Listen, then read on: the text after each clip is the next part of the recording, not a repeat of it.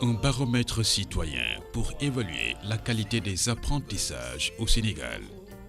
Jangando est un programme d'évaluation du laboratoire de recherche sur les transformations économiques et sociales de l'IFAN avec l'appui de la Fondation William et Flora Hewlett.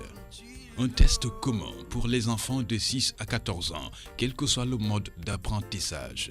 Les enfants sont testés sur 3 épreuves. Une épreuve de lecture, une épreuve de mathématiques, un volet culture générale. Après avoir ciblé les activités, nous les avons référées à un niveau. Le niveau que nous avons choisi, nous l'intitulons un niveau médian.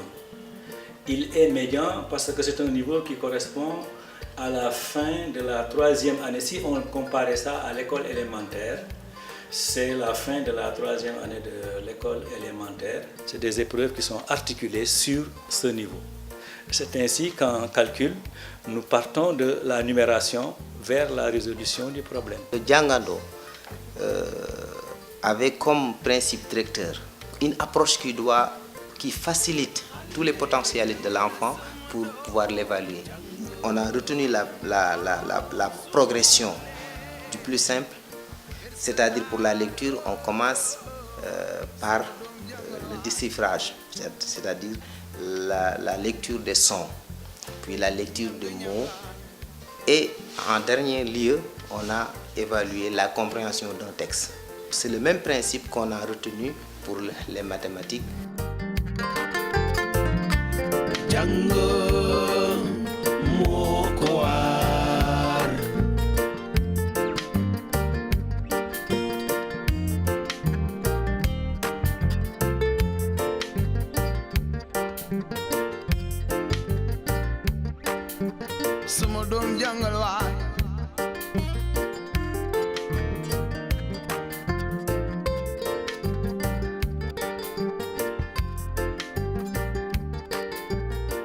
Tu viens de faire les épreuves. Comment tu les trouves? Parce que c'est facile. C'est facile. C'était facile. Même les mathématiques. C'était pas facile les mathématiques. Et quelle est l'épreuve qui a été difficile en mathématiques? Résolution du problème. La résolution du problème. Pourquoi c'était difficile? Parce qu'il y avait des cases et 2 opérations. Il y avait deux opérations qui étaient.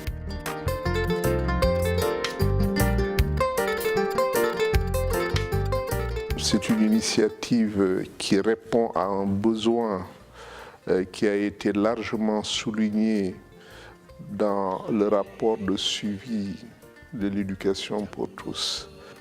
Avec un diagnostic bien fait, avec une identification du niveau des élèves et en déterminant les facteurs explicatifs, je crois que ça permet d'avoir une prise de conscience de plusieurs acteurs au sujet de la question de la qualité de l'éducation. C'est une bonne initiative puisque nous, parents, nous ne demandons que ça, ce qui permet à nos enfants d'être dans de meilleures conditions pour pouvoir travailler.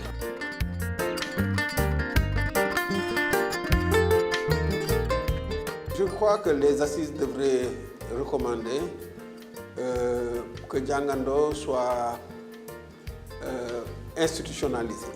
Le gouvernement devrait aussi soutenir cette action parce que ça nous permet de mesurer le système éducatif. Qui dit assises, ce sont des concertations sur le système.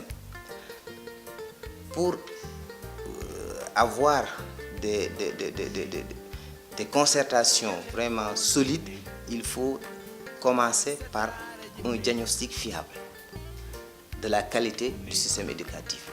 Et à ce point, l'apport de Jangando est considérable.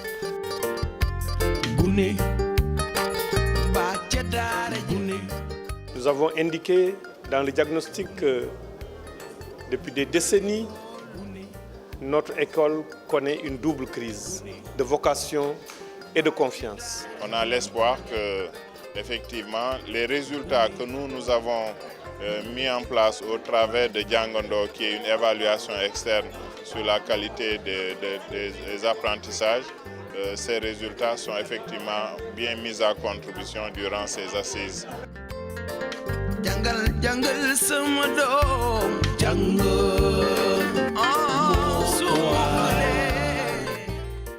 si on compare les résultats de 2013 et 2014 pour Djangondo, il y a eu une amélioration en 2014 parce qu'en 2013, c'est 12% des enfants qui globalement avaient réussi le test. Et cette année, en 2014, nous avons jusqu'à 18% d'enfants qui globalement à l'échelle du Sénégal ont réussi le test. Sur les différents items, on voit bien qu'en lecture, en moyenne, c'est plus d'un enfant sur 4 qui réussit l'épreuve.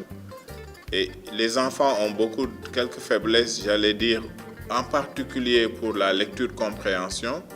Et cette lacune déteint sur les mathématiques, ou notamment en résolution de problèmes, c'est moins d'un enfant sur 4 qui réussit la résolution de problèmes. Il y a un taux de réussite assez important, notamment en géométrie et en mesure, parce que c'est un enfant sur 2 qui réussit cette épreuve. Et ce taux de réussite est encore plus retentissant en culture générale, parce que là, on a jusqu'à 86% à l'échelle de l'ensemble du Sénégal des enfants qui réussissent l'épreuve de culture générale.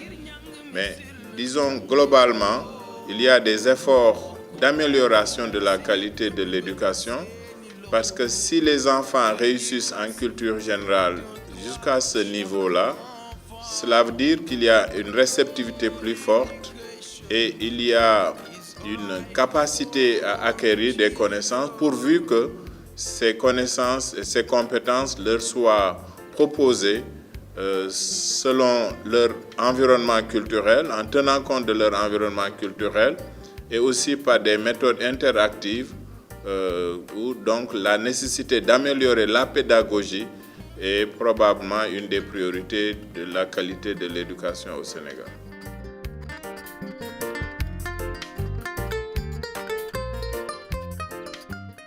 Comme celle-ci va nous permettre d'avoir une radioscopie précise de notre système d'enseignement, identifier les difficultés, les opportunités et faire des suggestions aux autorités. Djangondo est venu à son heure et que c'est un bon baromètre parce qu'il va servir quand même à chaque fois à alerter, à dire attention, regardez bien ce qui se passe dans le système éducatif.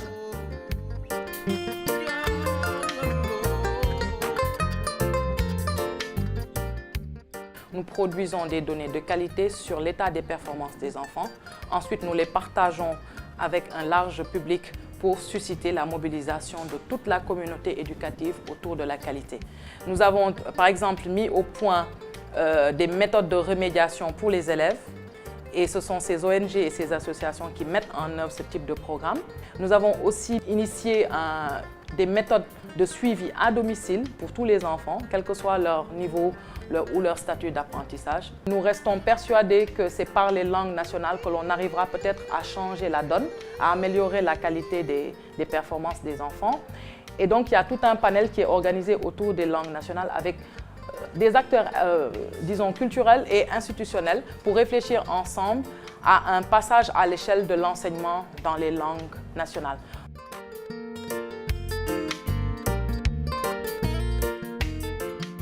Un baromètre pour le changement.